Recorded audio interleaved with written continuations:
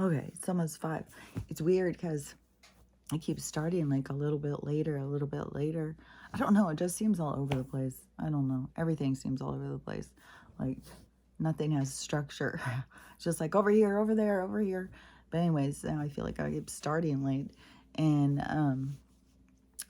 uh, and I keep questioning everything that I'm gonna say, and like there's something weird. I don't know if it's just like the moon and the stars or whatever, because they keep saying like, oh, this full moon in Cancer is going to expose the truth to you of your emotions or something. And so I keep on thinking like, is that why I keep feeling so weird and keep questioning everything and feeling like, oh my God, what are you going in and talking about? What do you have to say? Haven't you said it all by this point? Like, what are you talking about?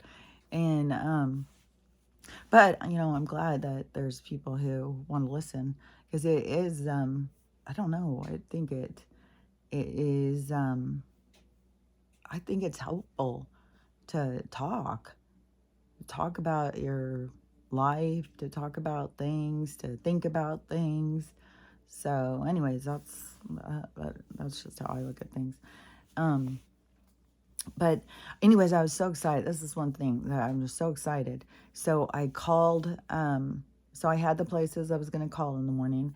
So I was like, man, I was like watching the clock, waiting for it to be time for someplace to open, and I kept checking my emails, and there was no emails, and so I called the first one, and it was a recording. It said they were closed for the holidays, so I didn't know if they were coming in late or something, or maybe they just open later. So I was like, okay, well, maybe there's something with theirs. And that was the one in Bellingham. And so then I called the one in Seattle. He's supposed to be this top guy. And so I called his office, and I got what I was thinking I would get. He's not going to do those little surgeries like that. No, you're going to come in, you're going to get redone breasts, and then a lot of them, they want to talk you into transplanting fat in there.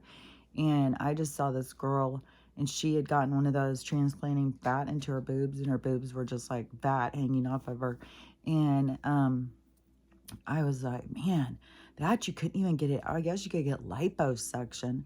At least these I can go get them plopped out.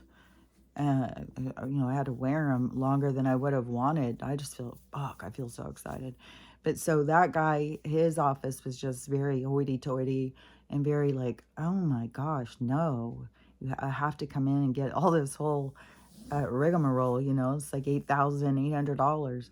And so I was like, okay, thanks. And then, so then I called another one, and it answered, and a person just answered the phone. And I was calling right off of the like where you just click on the number and you just call it directly like that. And so then I called another one, and it was just a person who answered the phone, and it just kind of weirded me out. So I just hung up. I didn't say anything.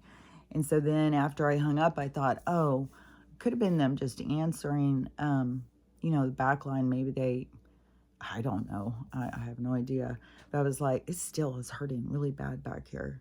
It's whatever. It's weird if it's like a jewelry allergy kind of thing, because I can't wear earrings. They make my ears really itchy.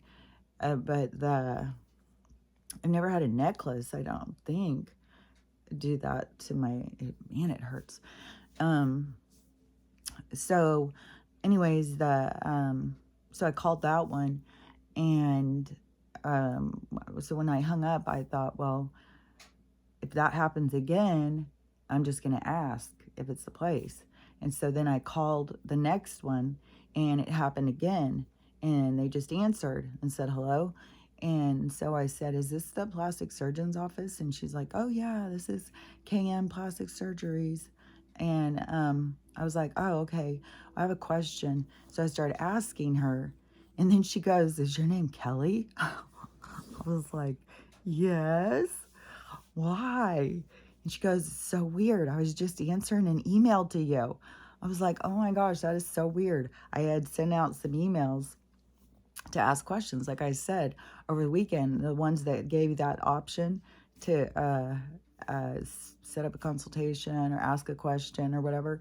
So she said she was just emailing me back when I called. And so, anyways, I got to talk to her. And this is where, the one where it went into alignment. This is the one that the website, while I was looking through research and stuff, once I saw it could be done, I was looking up more about it. And so there's recommendations of certain doctors that it's called explanting. And so the ones that, because it's all about women's health and how it's made people sick. Like I was even thinking, is that when I got the Epstein-Barr, is when I got these things put in? Is that when it started, all my autoimmune stuff? And I just can't wait to get them out. I swear to God. And it makes your hair fall out. It makes your joints hurt. And I have, my hair is falling out so bad. My joints are hurting so bad. It has other ones too, but there's so many that can be so many different things. So it's like, fuck, you just got to keep trying different things. Like maybe I'll go do that and I won't see a lot. Maybe a lot of change. Maybe I still have to make sure and get the mercury out of my mouth or the silver. And then maybe I still have to, maybe it's the tattooing, you know, but you got to keep knocking the things down that are making you sick and get them out of you. So so when I talked to her, she said, so it was this one was recommended on the website for doctors that do the export that they trust and stuff. So and I knew this doctor back when I was a nurse. I had met her. I'm pretty sure it was when I was in the ER. As somebody who I think they mangled their hand. Like there's always those are the worst, like those kinds of accidents that like can sleeve you, tear your hand. And his was something like that, got caught in some kind of heavy machinery, I think. And I think it ripped off a couple fingers, just jacked up his hand. And she was the surgeon who came in to work on him. And she was like the talk of the town. Everybody was like very, you know, how skilled she was, and she was new and she was young. And then I would see her sometimes around the hospital and stuff. And she was always friendly. And I just always liked her. And so I've always thought of her as being, you know, a good plastic surgeon. And she has a really good reputation. And so I was excited that she was on the list. But that was still going to add on, like, okay, so I'll still have to drive to Spokane. And, but, you know, big deal. I would have to drive to Seattle. It's only a few hours further. Because I still haven't got a hold of the one in Bellingham. That one was the one that was still seemed like it was out. But I knew that it would lead to the right one. And so when I was talking to them, she said, yeah, she does those all the time. She has some exports that she does in her surgical center, but that would be like you go in, you get knocked out, they clean out the capsule, which to me, I don't want my scar tissue scraped. I want it to heal. And so I don't want to go in and cause more damage because you scrape. This is something I learned as a nurse. Fuck, this hurts. This is something I learned as a nurse is like they'll go in and they'll scrape out the scar tissue, but it creates more scar tissue. Because a lot of women have that done, a lot of women have abdominal problems. You just don't realize it till you work in the hospital.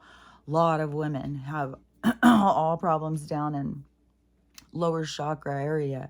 And, you know, a lot of people have problems in reproductive and GI. And there's a reason for that. It all goes together. But anyways, they'll go in and they will do surgeries and clear out the scar tissue, but all they do is create more. So it's like, fuck, no, I don't want going in, scraping it to create more scar tissue. I want my body just to be able to reform to itself, to just, I don't know. I think that's the more efficient way for it to heal, not give it more trauma. So anyways, but they all do that, you know, because they want to put out nice boobs.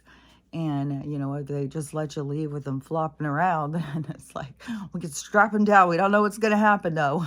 It's like, well, I'm going to trust nature on this one. And so So I said, do you have to have drain tubes and stuff? And she said, no, you just leave. And I said, she just gets strapped down or something. And I said, well, how long does it take before you can drive? And she goes, well, you can drive when you leave here. You haven't taken any medicine or anything. You can just leave. You don't have to have anything about driving. I was like, so I could leave and just drive 6 hours home? And she's like, yeah, you can just drive. It's no, so I don't know if it would be like you can't lift up heavy things, like you can't do your weights or, any kind of things that where you're lifting something heavy to stress that. I'm just going to do, keep it strapped for a couple weeks and then let it adhere back. And I'll see what they say, but I don't just go exactly by what it says. I'll listen to my body and pay attention to my body. And I think that's important. Sometimes people get too caught up in, well, it says to do this and this and this. And it's like, yeah, but they don't know every single thing. You got to listen to your own body. And so, anyways, I was figuring what I'll do is I'll leave I'll have to go around the weather. So I'll have to leave like the day before, and then I'll get there so I can go in the morning. She said we can't, because when I told her I was coming from out of town, she goes, oh, well, we'll just do the consultation and surgery the same day then. We'll just do it all at once. You'll just go in for your consultation, she'll check them out and see if what she thinks, and then you'll just go right in and do it. I was like, perfect. And so I'm going to, so today, the girl who knows the money thing is going to call and tell me. So that's when I'll see when I can actually set it up, because, hopefully, the universe has got me this far. I think the universe wants them out of me as much as I want them out of me. And so we'll see how it keeps playing out. Because we still have the weather to work around. We still have the financial crash to work around. And my deposits, because she said that the one at the surgical center is $5,000. And I said, oh, so what's the one in the office thing? Because I'm getting the office surgery, which you'd think it's 15 minutes at the tops. The surgery is super quick. They give you a local. They make a little slice. They just pull the thing out with some forceps and stitch you up, and that's it. It's like super, super fast.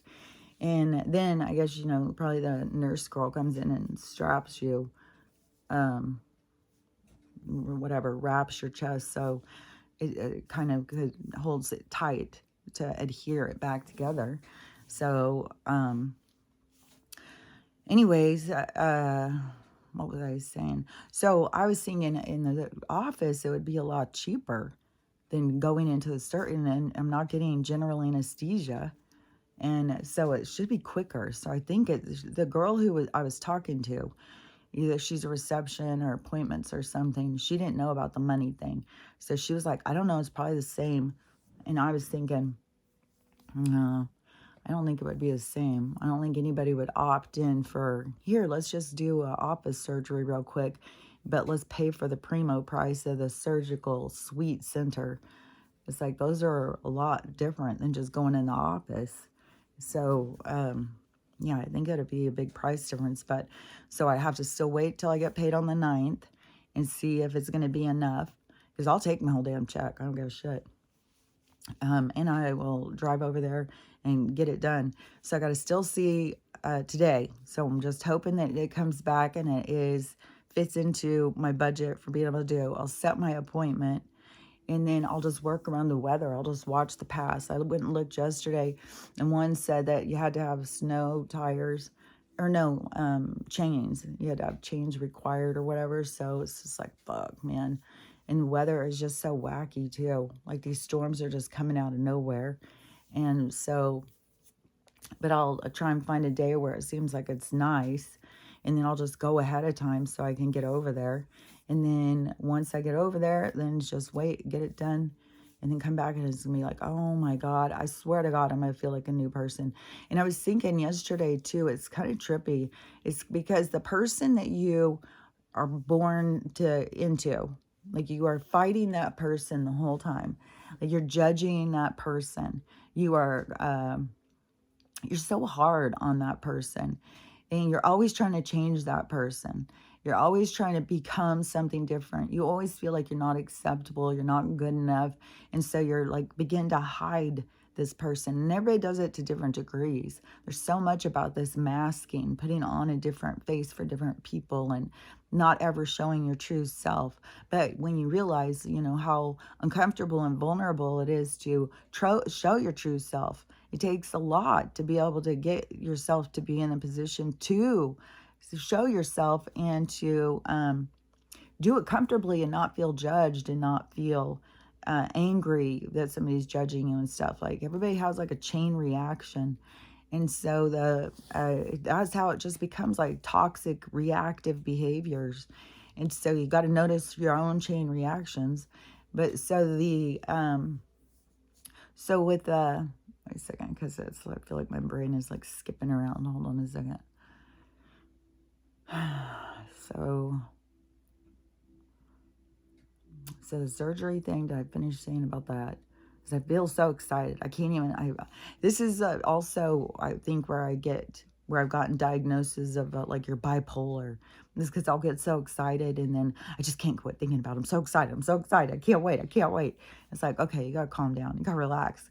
Especially what if it's a couple months? And what if in that couple months it's just like all this whirlwind of bank crashing and storms but I got to keep trusting the universe. Like they're chugging me towards something that I have been in the process of manifesting. I've put the focus out there. I've shifted my desires towards like my health and taking care of myself, wanting this artificial stuff out of me. I've wanted it out for a long time.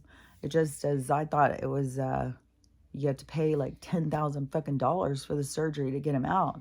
That's why, like, fuck, man. There's ethical doctors that are just taking them out. It's like, thank God. But the one in Seattle, she acted like, it's, back alley doctors doing it. It's like, well, this one is the top surgeon who's going to do it. So anyways, her office will call today. And I'll find out about that. Hopefully I'll get my appointment, start making my plans to get over there. And I just feel super, super excited. And I feel so much closer to feeling better too. Like a lot of the people who I've seen who have gotten it done, they say like within days they feel so much, their health is so much better. Just getting those things out of there, their health starts improving right away, and they feel so much better within the first couple of weeks. So that's what I am like, oh my gosh, to be able to walk around and not have all of your joints hurting, and sometimes where it feels like your knee is going to go flip the wrong way. Like it did, my joints do weird shit. And I know that Stella's having the same thing because she'll be so fucking whiny on the days where I'm so fucking painful, where it gets me weirded out. Like, are we sharing this pain? Like, how connected are we? And then, and I, when I keep trying to isolate her problems, so she goes out and drinks the water. So the squirrels and stuff go out and drink this water. And it's just like a baby pool. And she just loves it. But it rains and rains and rains. So it's constantly putting more water in, like a little pond. And I've dumped it out a bunch of times, especially when it's hot outside. It gets like little tadpole-y looking things in it. So I dumped it out when it's super cold like this. I don't think that there's things that can live in it. Maybe was there stuff in it that they are spraying down, and then she laps it up, and then it gets in her body, and the heat activates it, and then she has a reaction inside of her. But for us to have so much of the same symptoms, I keep feeling it's coming from the air for that part. But I'm sure she has added on ones because she's drinking the water from out there. She won't drink the water in here. And then I don't even know at this point if they've already interfered with the water, because I've seen other people who had a place where they could go get spring well water from their little town, and it was being interfered with. They started putting up things to block people from being able to access it, and they put a fence around it and closed it off. So they can't really do that there, but they can definitely go in. I mean, they've done some weird stuff. Somebody went and cut the pipe, because it was like a big metal pipe that came out of the side of the mountain. And somebody went and cut that and then put one of those plastic pieces, like the connector pieces, put it to extend it. It's like, well, why'd you cut it? Well, somebody cut it supposedly because the water was going slow. But then, I don't know. The whole thing is like, I don't know. I mean, it was after that one day when last year sometime when I went to go and there was all these city people out there blocking off the road and shit. And I was like, are you guys messing with the water? And they were like, no, no. I was like, fuck. I don't know. I don't trust any of this bullshit. And but so anyways, I'm super, super excited about the appointment. I'm just feeling super hopeful that it comes back being a reasonable price, that I can set the appointment and get it. Because she had even said they had a cancellation for today if I wanted to come. And I was like, well, I'm way across the state. I need to like make a plan. And then that's what she was like, oh, well, we could do all this stuff at one time. So I just feel so excited. I can't even believe it. And okay, so let me think. Was I done talking about that? Because this is kind of like, to me, how manifestation works. Is you set your focus. It's like you see what you want, and but that's not in all cases, because sometimes they show you stuff. It's like, I wouldn't have ever even thought of wanting that. So, and then they will show you, like, there's an aspect that you can see of things in the future. And what I've also noticed is, like, they've been telling me the future since I was born. Like, they'll tell you things from the time you are little. So then now it's like these things are starting to come into fruition or something, where it's like, oh my gosh, you just start seeing things so different throughout this process. Like, and everybody's going to, and everybody I know gets really caught up in, like, their family members that are not waking up and they're not seen, and the frustration and how judgmental and rude that these people can be. Hold on a sec. It's already getting cold. And I know a lot of people are super frustrated about that, and so many people are so ready for the told you so, told you so, told you so. So this is going to be dramatic, I'm telling you, because the told you so people have, hold on, I gotta wipe my nose. And I got my dish towel. Oh man, it's driving me fucking crazy. Just drips and drips like a little fucking kid. Oh, that's what I wanted to say. It's so funny, is what I had noticed is when you're trying to run from yourself and hide yourself and become something different, that once you start healing, it's like you are back to going towards yourself, but embracing yourself, seeing yourself, in a different light, and being more accepting of yourself, and appreciating the weird things about yourself, not feeling so embarrassed and insecure about the things that make you weird or individual, and being a lot more excited and embracing yourself. And I think that is part of that inner child work, because you get back to your childlike self. You get back to the side of yourself that you were trying to hide, that you were trying to, that you felt shame about, that you felt embarrassed to be. And then once you start getting back into that feeling of feeling excited, proud of yourself, just not feeling so judgmental of yourself, not being hyper focused on what other people think about you, even though you have people still come in and say stuff. Like, I just had another one of those ones on TikTok. Like, oh, that just really ruins it, how you talk. You should, you are an adult. You should learn how to talk better. And I had those kinds of things even, when I was younger, where people say, oh, well, you're just not intelligent if you use cuss words, and then you'd feel like, okay, well, I'm just going to use intelligent words. I'm not going to cuss. And you get hyper focused on that, and you start working towards that, and you accomplish that. And it's like, okay, so did that change my life? No, it makes me feel limited. It makes me feel burdened. It makes me feel like I'm not just being myself. It's like, why do I need to change to be different for somebody else? If I want to cuss, why can't I just fucking cuss? And why is it If it bothers you so much, why don't you just notice your own judgmental self?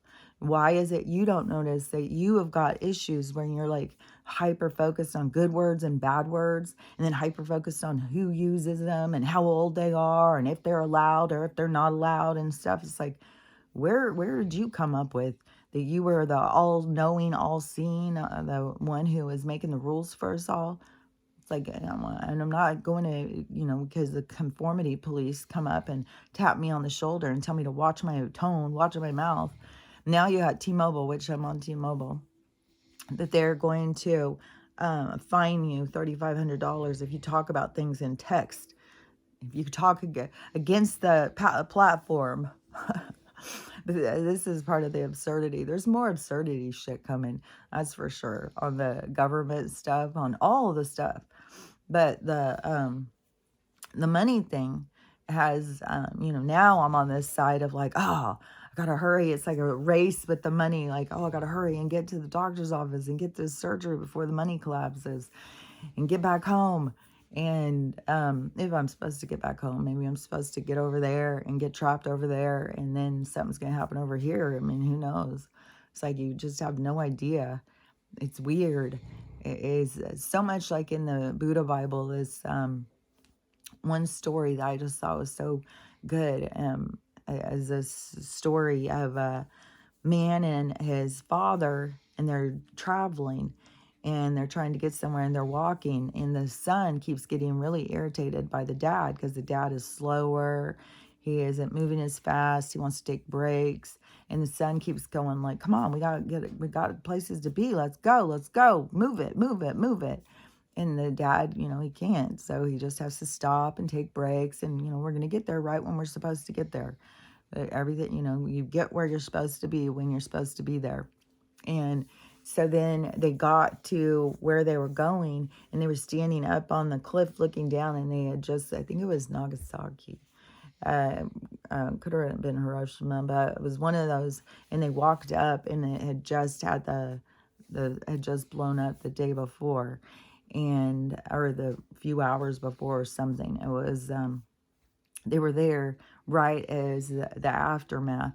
That is one reason why I'm always saying is like, you are always where you're supposed to be when you're supposed to be there. Sometimes you can think like, well, why am I supposed to be here? If I'm awake and stuff. Sometimes you're going to be a hero. Sometimes you're going to do something. So it's hard to know. You just got to be present and in the moment, because you don't know what your storyline is really until it's played out. You just got to stay present in the moment and stay vigilant to being aware, being present. And it's hard, I think it's really hard. People are very trapped in the past. I just saw this story. I've talked about this before, and I thought this story was really, really good, because this guy, so he was doing a video, and he's got like long dreads, a long beard, you can tell, he's not a businessman. He's not, suited up. He's somebody a lot of people would think, oh, that guy's on drugs, that guy's a criminal or something like that. He's covered in tattoos, and it's like waist-length dread hair. And then, how he talks too is very much where you can tell. So anyways, he is showing his Christmas tree, and he's got all these presents under it, all wrapped nice. Well, I mean, they're just wrapped like plain. They're not fancy. They're not colorful paper. They're just like they're brown paper. But it looks cool. It looks like he did it on purpose, like all these presents in his tree and stuff. It looked nice. And so he said there's a Christmas tree and there's all the presents. I couldn't afford them, but I wanted to make sure to give something nice to everybody. So I went and got everybody something nice and special for each person, wrapped it and have it under my tree, invited everybody over. Today's the 26th. Nobody came. And so his rant was how people are keeping him trapped in who he was before.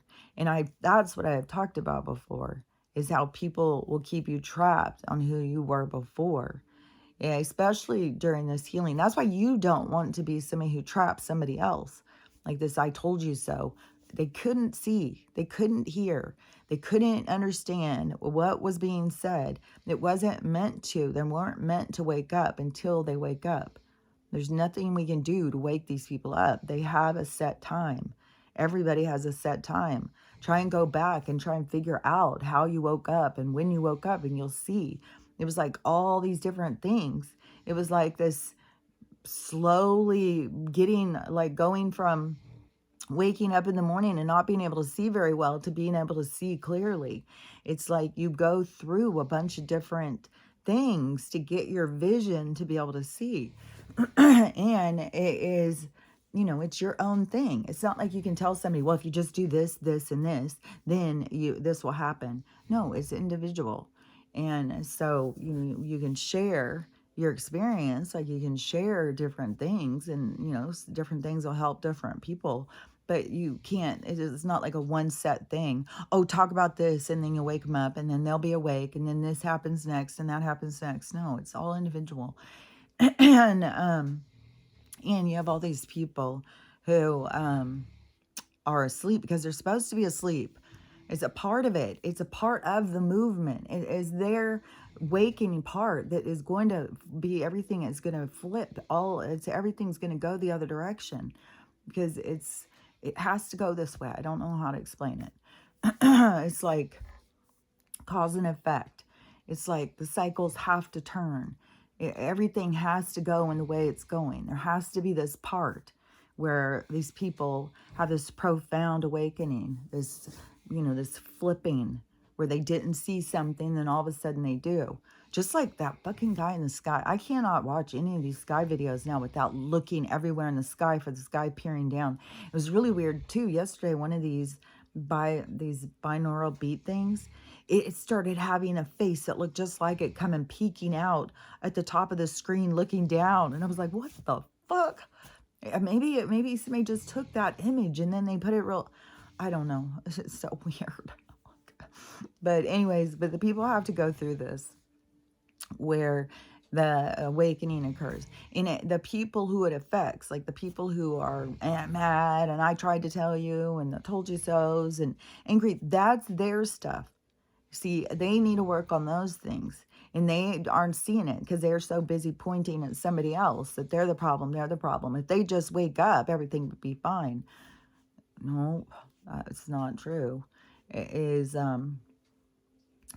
when everybody wakes up, it's going to be hellacious there for a while. It's going to be intense. Is what creates the big change. It's like we know the change is going to happen because this is going to happen. It all leads to the same thing. Everything is already set. We're in the replay. This happens for sure. So the people wake up.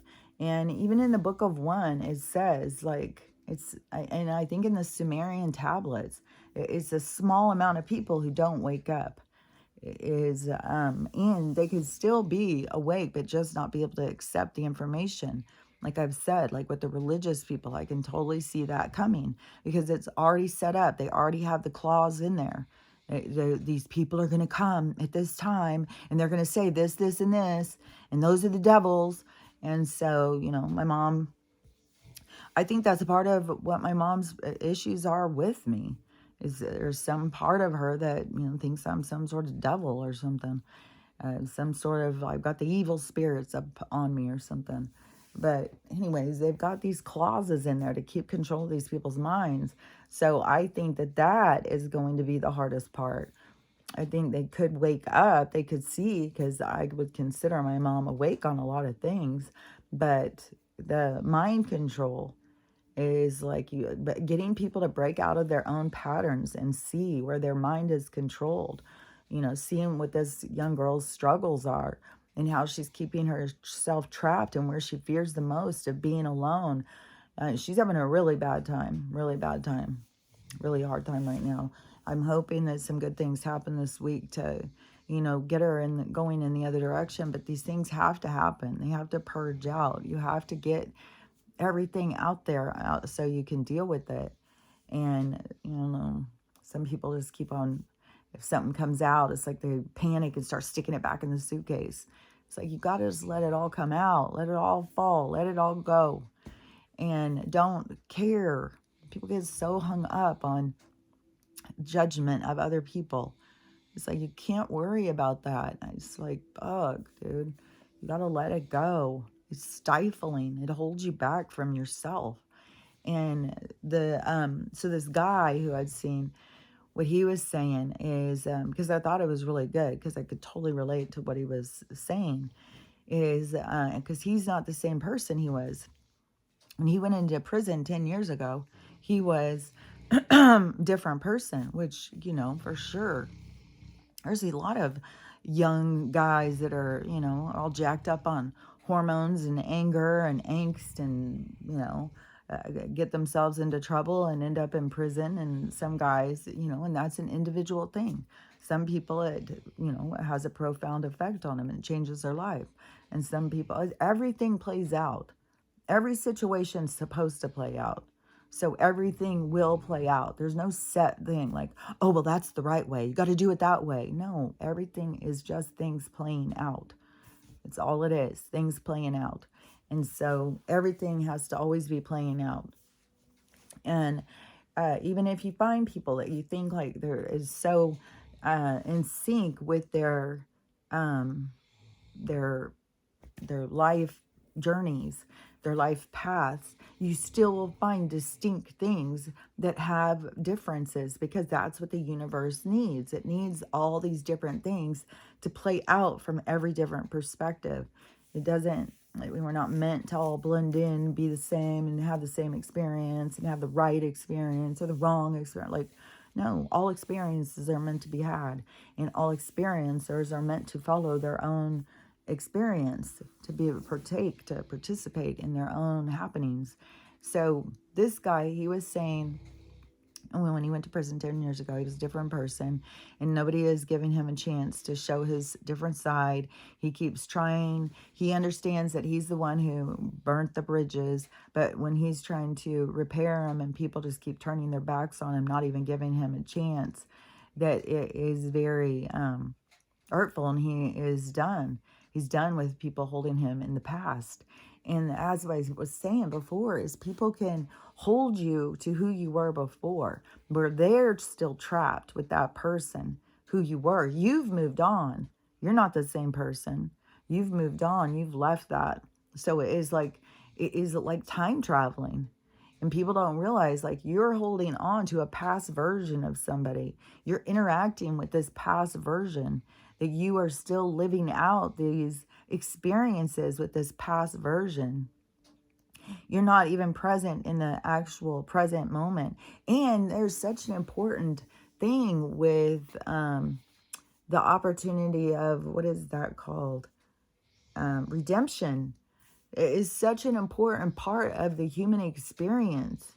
The redemption and the humbling of oneself.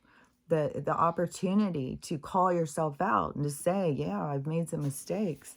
I make mistakes every day, and I'm focused on trying to do better, trying to be more caring about people. And that starts to begin to show in your behavior. It's not something you can just prove off the bat.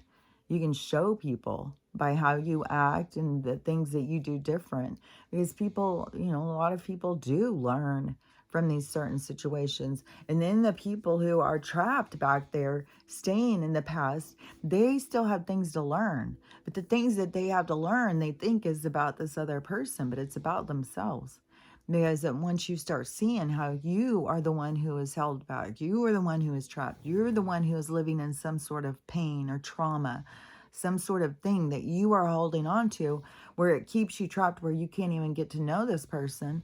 You can't even, and I don't know all the different things. Like, I don't know what all things that this guy did before he went into prison. I would imagine it was probably a lot of fuckery. And, I can't judge his family and say, maybe they all went together and said, no way, we're not going. There's no telling what he'll do. I mean, who knows?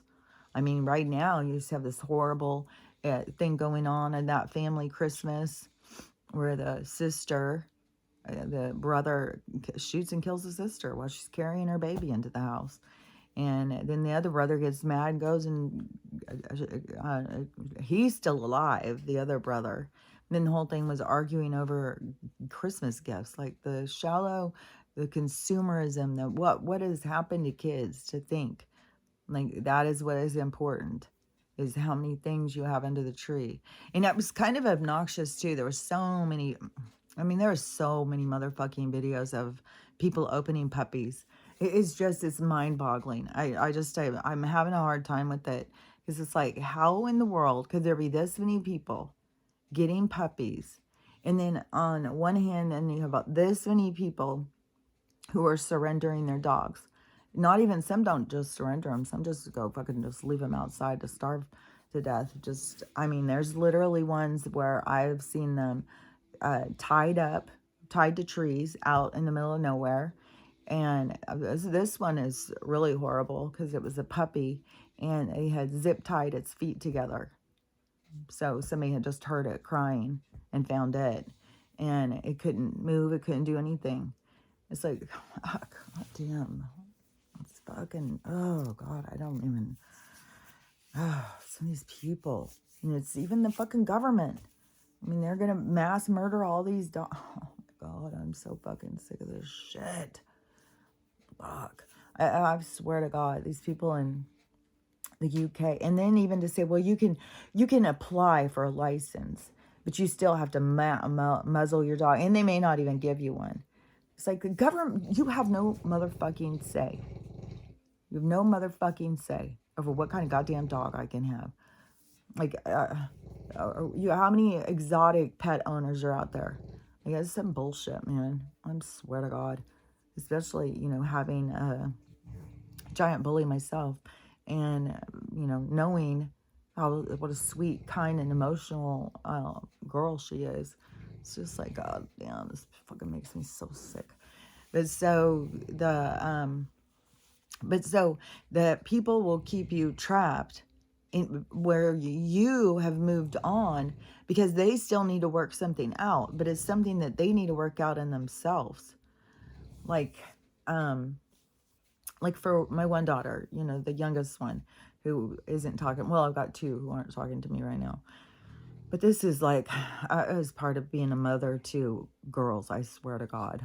It's like, and it's better. I would rather them not talk to me than, call and yell at me. And it's like, I don't want to fucking fight. I don't want to argue. And so, I'd rather them just not speak to me than to try and argue. And so, but where I was, because even the one daughter, the second one who isn't talking to me right now, she had just told me a couple weeks ago how she had noticed that they're trapped in like this old version of me that I'm not. They don't even know this person, the person who I am now, and I know I've changed a lot. I've been in a state of transformation, I think, ever since I got the brain injury, honestly. I think that's when it really started. And it just has become more and more profound as it has gone, and as all this started going through, like sweeping through the nation of the awakening, that more and more things, and understanding more things and seeing things differently. And but I know that I've changed. I know I'm very different than how I was. But for somebody to stay trapped and holding on to that version of me, it's like they still need to have somebody to blame. They need to have somebody to blame for whatever they're going through. It's like you are the monster under the bed. It's the person who, if they would have had a different mom, their life wouldn't be this, their life wouldn't be that.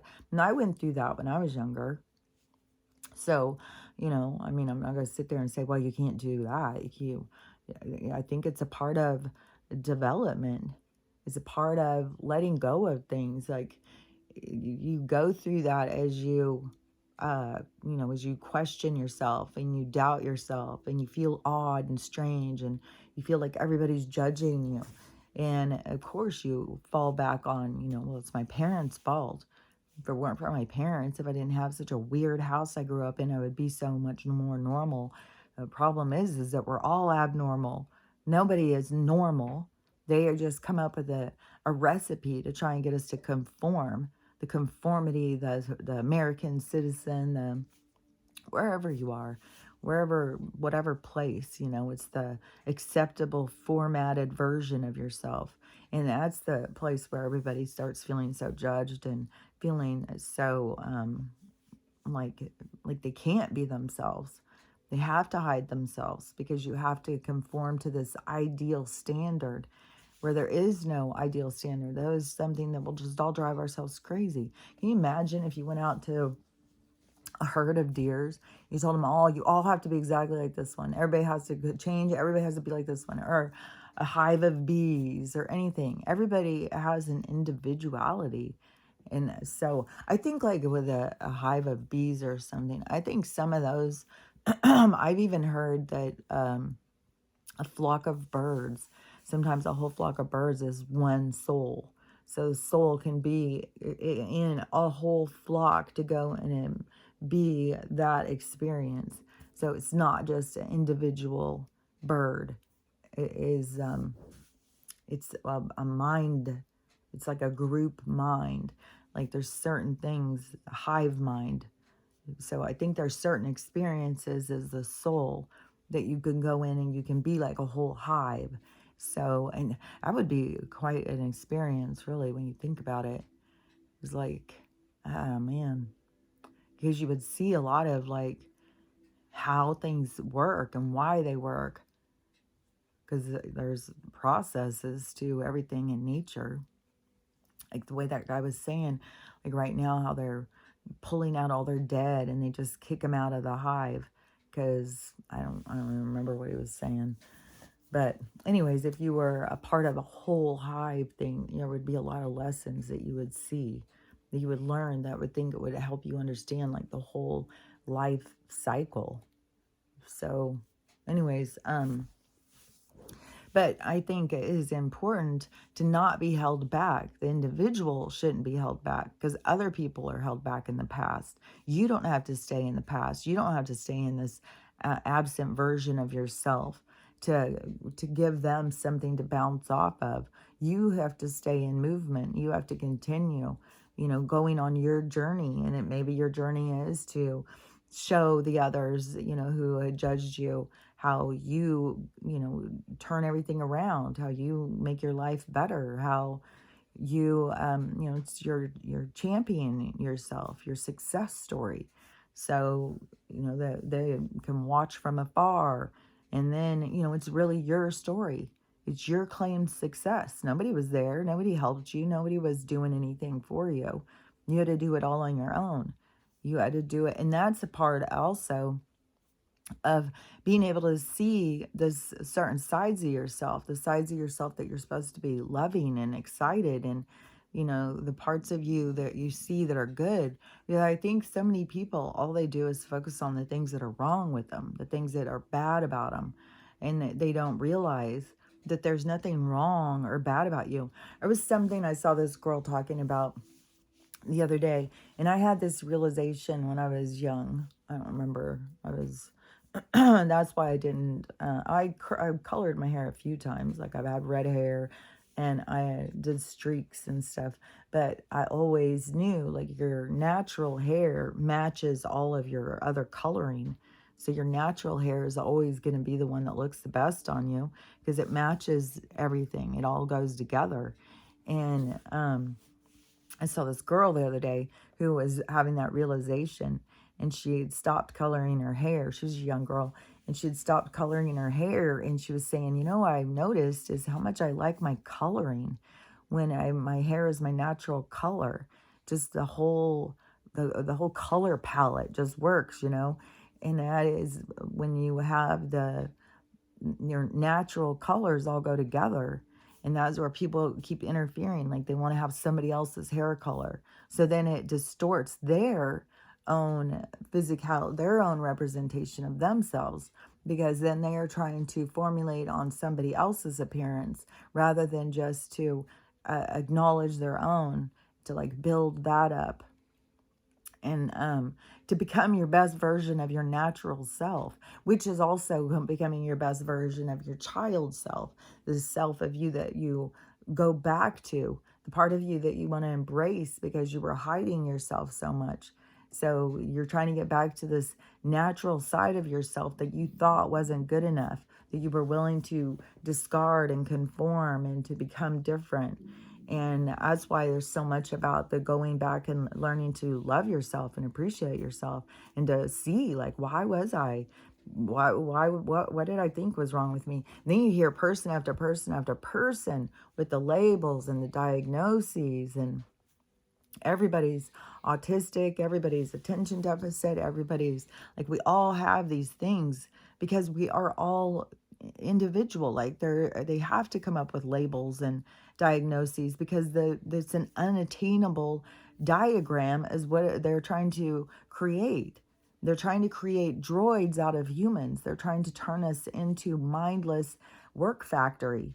And the human character still will have, it has a bounce back. It has a filter system that you have to go through. That's weird too, because that is micro macro, because everything is filtered through your body. So yeah, that makes sense.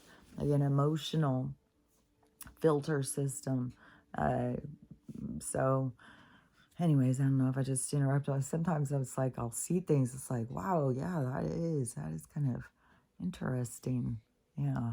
So but everything is always micro and macro. Everything is always representing itself. Everything that you find is always a representation of something else. So it's all just, it is like this bleeding out of everything else. It's just so weird how everybody's so caught up in not realizing what this place is. Like they're so cut off from the spiritual side of this. And that's what life is all about. It's not spiritual if you're not focused on your spirit. And you're caught up in the illusion. You're caught up in the mystique. Like because it is when you get really into the magic, the letting go of it, then you can really see that this world is magical. This story really kind of creeped me out. Is this girl? So she was telling a story, and she said that she was laying in bed, and all of a sudden her baby camera thing came on, and it said that baby was being put back in the bed, and she was like, "What the fuck?" And so she went to go look, and her baby was just laying there all snugly she said in a sleeping bag. So must be something that they put babies in now to sleep in. So she said that the baby's just laying there asleep in a sleeping bag thing. And then she went back in and she was laying down, and she heard some weird kind of like crying. And so it weirded her out. So she tried to wake her husband up, and she's like, "Did you hear that? Did you hear that?" And he's like, "No." And so she just was weirded out. So she was talking to her friend the next day who lives a few blocks away. And so she starts telling her that around this time, so it was at both houses, this was happening at the same time. And that she had, I can't remember what it was. It was some weird thing that happened. And then she started, when hers, like it was something, maybe it was something in the kitchen or something, and then she looked over and it looked like there was somebody outside her window beating on the thing from the outside and wailing, like crying. But this girl, she is believes in supernatural, like she already knows about ghosts and stuff. So she was like, well, I'm just gonna ignore it. I'm not gonna. She was going at it differently. I can't remember, but there was a bunch of weird stuff that was happening. But the weird thing was happening is that at the same time that when they started talking about it, at the same time at both their houses, they were having this weird thing happen, and this crying kind of thing. Made me think of like La Loriana or whatever, that one ghost.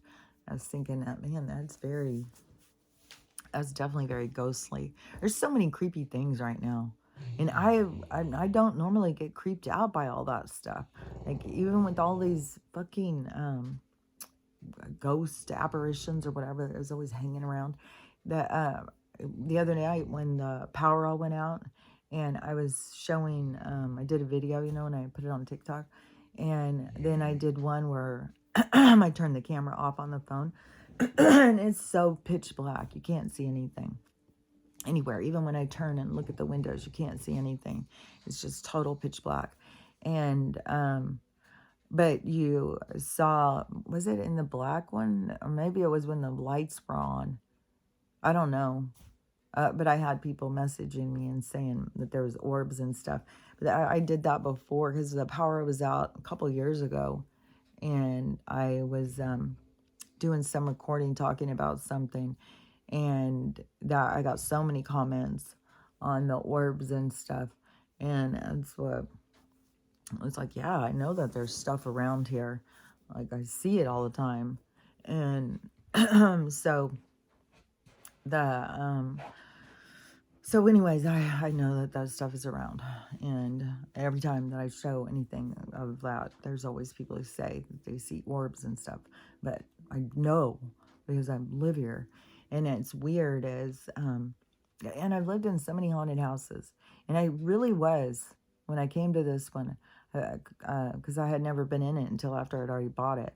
And I was on my mind when I went in. It was like, oh man, I hope it's not a haunted house. Fuck, I get sick of living in fucking haunted houses.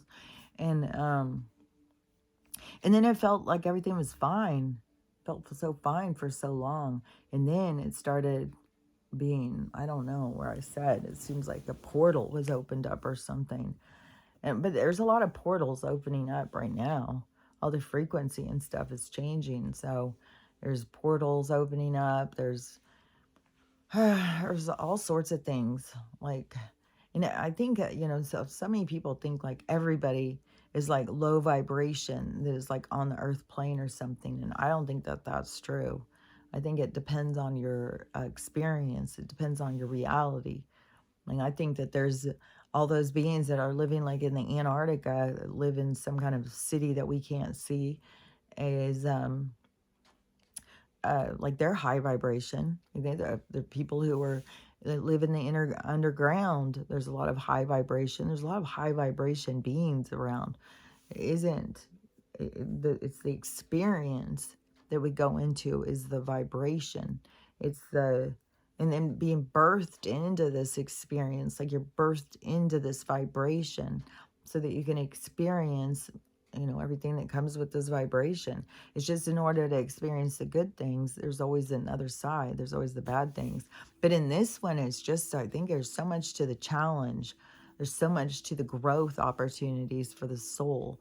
That's why I think is so many people come and do these kinds of things, because there's so much pain and trauma. Like, what else would you do it for unless you were learning and growing? But also, like, I know Snow looks like we are the worker bees for the universe. We are the souls. We are the cells. We are the ones that go out and make it happen. We are the creators. So it's kind of like it's our job. It's kind of like what we do is create experience. It's not like, you have to get up in the morning and you have somebody standing over you where you better get to work. No, it's you. You are that advanced that you get to create what you want to create. And it's just that when experiences occur, there's so many people that I think that they try and duplicate experiences. And it's like, that's not what the universe is after. The universe wants you to experience your experience, because that is the profound growth that the universe gets to experience from itself, is for each individual to, to make it a little different, so that there is always learning and growing. So it's very counterproductive for everybody to try and be the same, or to try and all go for the same goals, or all try and reach the same destinations the same way. It's like, no, we're all supposed to be going where we're going, and going individually at our own pace. And everybody has their own individual experiences that they're going to encounter that go at their pace, that are there for them. each gas station you enter, each person you encounter. And really, what I was thinking about too is really you aren't even yourself. You're the product of everyone and everything that you've ever encountered. That is what the creation of you is. It's all the different experiences that you've had with all the different people and how people have affected you. That is who you are. It is a reflection of all the different encounters, all the different things, all the different people that you have put yourself out there to experience. And so, anyways, I just thought that was kind of interesting. I thought that was kind of fascinating because it's true. Like, who are you without the experience? Who are you without um, the acknowledgement of the reflection? Who are you without being able to go in and have this exchange so that you can witness yourself? I mean, we spend so much time witnessing the other person, telling them what they've done wrong, how they could improve. You could do this so I could feel better, instead of going and focusing on ourselves, of what we can do for ourselves to make ourselves feel better. And the best thing to me of being able to do things for yourself and make yourself feel better is to catch your own patterns, to acknowledge, to pay attention to yourself, acknowledge what you do, what triggers you, how you react and stuff. And it is such an important part of your growth is to find that true self, to acknowledge your true self, to be comfortable with your true self, to even stand up and make boundaries to protect your true self, to have the value for who you are. That is a part of the whole. That is, to me, is like, that's the prize at the end. That's when you get your gold medal, is when you can appreciate and value and love yourself. Because when you do that, you're not putting it out on the whole world to make you feel better. Then you are like, you're an independent, sovereign energy. You're not sucking from anything or anyone else. That is, that's a different kind of movement. That's a different kind of state of being. And to me, it's like, it's goals. So yeah, when you can get there, it's like you've won the prize. You got the trophy.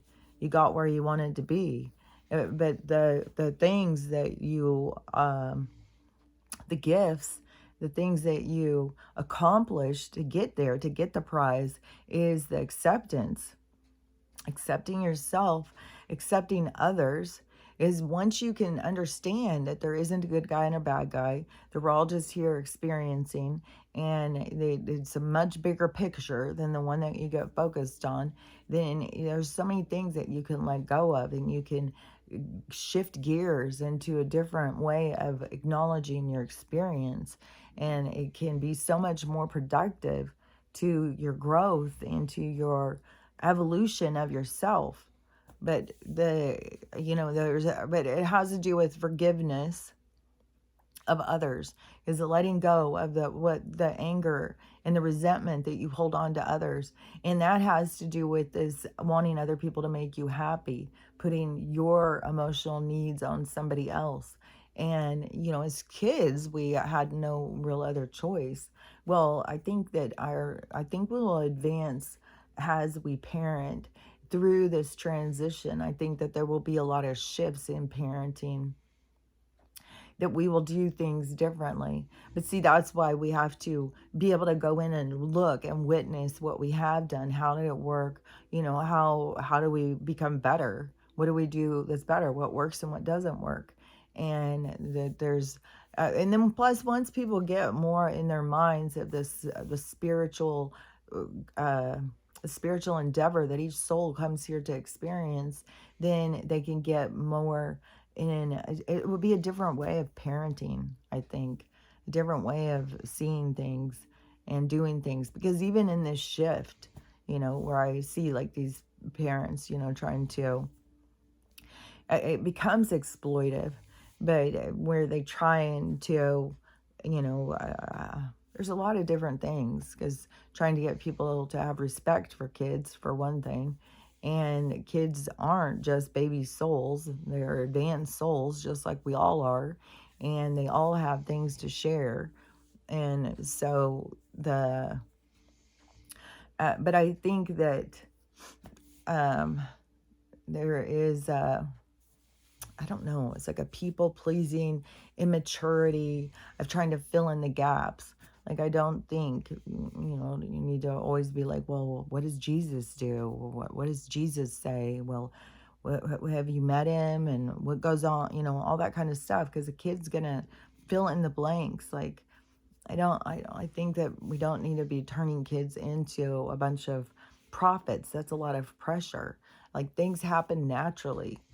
Things will happen naturally. It will, naturally that these kids will go out and talk and say things, and people will listen, and that will spread and ripple out, and more people will want to hear them and stuff. But I just think that, I don't know, kind of just, I don't know. I just see things where it's like, man, everything just seems so out of balance. Like, but it's all a shift. So of course, people are oversteering, overcompensating, and people are trying to go in one direction, and but we are creating the path. So of course it's going to be sloppy, and so but it is difficult to watch all of this stuff. There's a lot of stuff where it's like, ugh, this is hard to watch. Like, I wish I could go in and just, but that's my own pressure. That's my own things that I've got to learn to grow and stuff, like about patience. I definitely know on mine, patience, judgmental, and boundaries have been big on my things to learn and grow. And judgmental, I feel like I'm still judgmental. I still look at things in a very, what is that word? It starts with an A. Analytical. I still look at things of like a really analytical kind of way. It's like I pursue that train of thought in an analytical way to try and think of better ways to do things or ways to improve. I don't feel like I just look at people as being inferior, or I do see a lot of ignorance. I do see a lot of things in people that I know that they can improve. Like, there's people that they can improve the things they have going on, but they just don't believe in themselves. They don't see it for themselves. So then it can seem like, I'm being judgmental of them because they don't see that they can improve. I just always see that there's you can improve, you can change things. You got to see what's not working. You got to see what's not working, and how do you want it to be? What do you want to work? How do you want things to go? And I think it's important to start focusing on how you want things to be. And just like on this boob thing, like, I feel so excited, man, because it is moving towards something that I want. And then the doors start opening. Like, I had no idea when I saw that video that they could do that kind of surgery. And so that just, like, right there opened it. And that's when I started just looking through the stuff, trying to figure out, well, how do I find a doctor who's doing this? Is this like being done in all the countries? Like, I was trying to figure out so much more about it. And then it's just like I said, it's you will have doors open or they'll close. We'll see. We'll see what happens today. But I feel so excited about it, and I feel so much like this is like it's coming, like I know it already happens. Like, I know it happens. I know that I go to that other side of it. And so now it's just the lead up to it of how's it happen? When does it happen? And so, when I get real excited, and then you want to control things and you want to make it happen, but really you don't have control. Everything is out of your control. All you can do is sit back and be like, well, the universe knows what I want. And, and I believe that you get the things that you want. I believe that the universe puts the things into your heart, into your desires. It's like a part of your imprint or something. And so then the things that you want come to you. But I think that it is of those other kind of timelines where people say they're on these other timelines. I think that a timeline is how you look at things. I think it's how you see things. So you can be on a timeline where you think nothing good ever happens, everything goes wrong for you, everyone's out to get you. And then that's what you will, you will be at a lower vibration, so you'll draw in people that are like that. You draw in people that think that way, that act that way, because you're vibing at that vibration. Because in order to vibe at a higher vibration, you have to love yourself. You have to be positive. You have to be like, well, if somebody screws me over, that's on them. I don't have to go around being guarded all the time. Like, oh, somebody's going to screw me. Oh, fuck. It's like, realize, like, you screw me over, that's on you. And that's the thing too, is people think, well, they just get away with stuff. No, you can't. You don't get away with shit. Even if somebody gets away with it in this life, that's almost an added punishment. Because then once you go to your life review, you can't fix it. You can't fix what you fucking broke. You have to go back in to other lives. You have to go back in and fix it through other ways. And so, yeah, I don't. I don't know. I just look at things differently. And then knowing that, whatever's supposed to happen, whatever's supposed to play out is going to play out. It isn't for us to know every single thing. It isn't for us to see everything. It's for us to be able to relax and not have to feel like we have to control everything. To be able to be okay with it being out of control, to know that there's something other than you in control. There's something bigger than you in control. And so that is like this trust fall, this relaxation, this, connecting to your higher self, the part of you that knows these things and can see these things and stuff. So I know that I'm getting them out.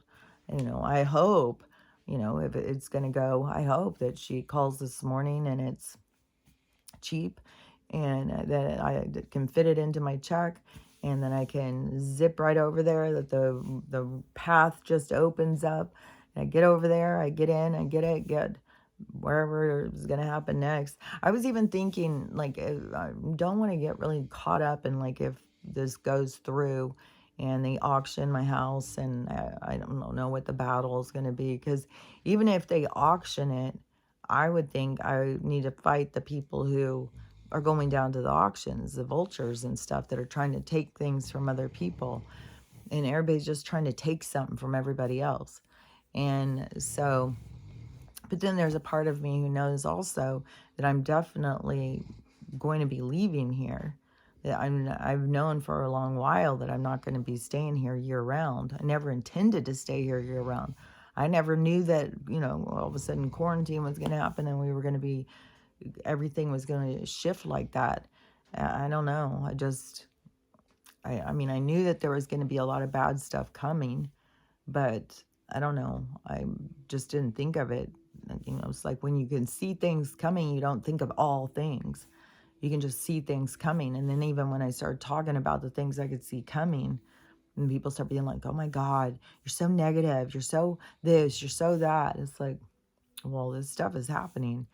And now it is. It's all happening. The stuff that I was saying it's happening. And so I don't know. Um, I don't know. You just got to go with the flow and know everything happens the way it's supposed to happen. You can't control it. And so, I don't know. I was thinking probably one of the things I would do is start looking up about the freedom cities and see more of where that goes and head more towards that kind of thing. But then also, if the banks crash, like, I just don't know how everything's going to fit together. Because if the banks crash, I'm already set. Like, I've been preparing for that. So then I'll be able to get a different place. I just don't want to get caught up in thinking, like I'm losing everything. Like, if I lose this house, there's still is tons of work that I still had to do. I have to rip out the whole bathroom, rip out the whole kitchen. I want to rip out the whole little guest house, redo all that stuff inside. I want to rip out all this floor, redo it. I want to put in all insulation. I want to take out the windows. Like, there's a lot. So it was like, well, even if they come in and take this house, it's like whoever takes it, they're going to have a lot of work to do still. Like, I've done a lot of work, but there's still a lot of work to do. And so then it's like, well, if I'm get taken from this house, and it's like, okay, well, I'm not meant to do that. There's something else that's going to happen. Somewhere else I'll be. And it's hard too, because there's so many things here where it's like, oh, I just really love that. Like out in my garden, how I have the bed frames out there. So it's like bed knobs and broomsticks kind of thing. I would like to do a whole big fence part with all old bed frames like that. I think it looks cool. And so I was like, well, I would definitely take those. I was thinking, man, what all things would I take? And how would I even move this stuff? Might I have to get a truck? Like, we start thinking about all that stuff again. So I don't know. There's going to be so many things falling apart. I can't even imagine that the banks will keep it going until March. Like I think there's religious people who were talking about it's something in Proverbs is coming into my mind, but I don't know if it's in Proverbs. It's in Revelations or something. And it talks about the financial collapse. And so somebody who I saw, they seemed to be a religious person, was saying that they think it's going to happen today. And then when I hear him saying that, it's like, dang, I wanted to, like, I got to stretch this out now. Let's just have it go a couple weeks after, I want to go get my surgery. So funny. I can get so caught up in would get caught up in what we want. Like, for all this time, I'm like, hurry up, collapse. And now I know that I could go over there and get that surgery and with medical, because I know the medical is going to collapse. And now it's like, oh, fuck. It's like the what is that called? It is, like on that bomb thing, and they, like in the cartoons when they'd have that little round bomb, and then they'd have the little string thing coming out of it, and they'd light it, and it'd be going and going and going. That's what it feels like right now. It's like everything is the wick or whatever has already been lit. It's already going. Anything, it can explode at any minute now. It's like, ugh. So, but now it's like, oh, I want to hurry up. I want to get over there. I want to get this surgery. Oh my God, I've wanted it for so long, and now to feel like it's so close. It's just so close. Oh God. So anyways, I'm gonna be excited this morning to see. So anybody, if you get this message, or if you hear this beforehand, keep sending out these thought waves to low price that will fit into my budget. Even though, whatever's going to happen is going to happen. It's going to be what it's going to be. So we'll just have to see what it's going to be. So anyways, how long I've been talking? 117. That's a date I hear a lot. So, okay. It's getting close to that date, as a matter of fact. So, okay. Is there anything else I wanted to say? Seems like every time that I go off to, I'm like, oh man, I forgot to talk about that. Oh man, there's all these horrible things. All this just like so much stuff going on, just nonstop. And so I'll see things. I'll be like, I can't remember them all though. It's like a big blur. There's just a lot of stuff going on, and it's going to keep going on. I mean, this is the ending. It's the ending of what was, and we're moving into becoming what will be. And so it's a lot of shifting, and it is very uncomfortable, and it is a lot of discomfort, but a lot of clumsiness in the way people are maneuvering through waking up. So anyways, but this year, I think 2024 is going to really impact the awakening, and it's going to like take more control of it. It's not going to be so sloppy. I think it's going to become a lot more, what is that called?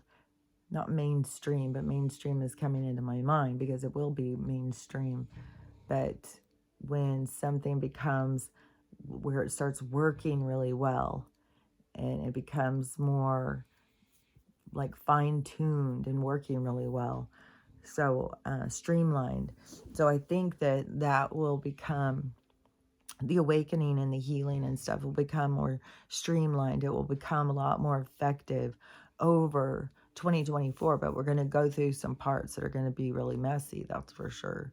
There's going to be some anger, and there's going to be some definite violence and stuff. So we still have all that to go through. And they can still drag this money thing out slowly. It could still be like, oh, this bank crashes. Oh, the market's going down. Oh, this bank crashes. So it's still going in that way. So it's all headed in that direction. And what was that? Because I keep seeing weird stuff with China. Oh, yeah. So this was like out in the, I'm so fucking itchy too. And this fucking thing on the back of my neck hurts. The So it was like out in the farms in the mountains. Like, man, some of these places are so beautiful. Look, so pretty. And it seems like it's like a farmer out. And this could be something out of a movie. People just don't put anything past people anymore. But something comes flying out of the sky, and the guy has it on film, and something comes flying out of the sky, and then it goes down and it hits into the ground and does a huge explosion. And they said it's some sort of a rocket or something that fell out of the sky. It just fell out, like something detached off of a satellite or something. Like things are just falling out of the sky. I've seen, because it was one in another country too. I don't remember if it was Brazil or something, Colombia, and they were all out looking at this thing, and it didn't explode. The one in China exploded, and it was right in the forest and started a fire. And so, I don't know, there's gonna be more shit, I'm sure, falling out of the sky. It wouldn't surprise me if whales and sharks fall out of the sky. There's so much weird stuff. There's just like, I swear to God, you could just sometimes just talk endlessly about all just the weird stuff. But there's a lot of video of people out there who do that, who go and look it up. And there's a lot more weird stuff with the sky stuff. And over, like, I think it was like even by Norway, there's a bunch of different places where they are having super colorful skies, really, really colorful. And so that is some of the places too where you see them. It's like, I don't think that would be chemicals, but I don't know all the different places that are being sprayed. Like, I don't know. I know that we're being sprayed heavily here. Man, I know that they're trying to change things, and people keep getting, I mean, even on the weather thing on the phone, they don't try and hide the sundog thing. The behind the sun now is always, they got that thing behind it. And now all these people keep getting footage of the moon, and it's got the sundog behind it. So I don't know, is those sundog Nibiru thing gonna just bust on through and show itself?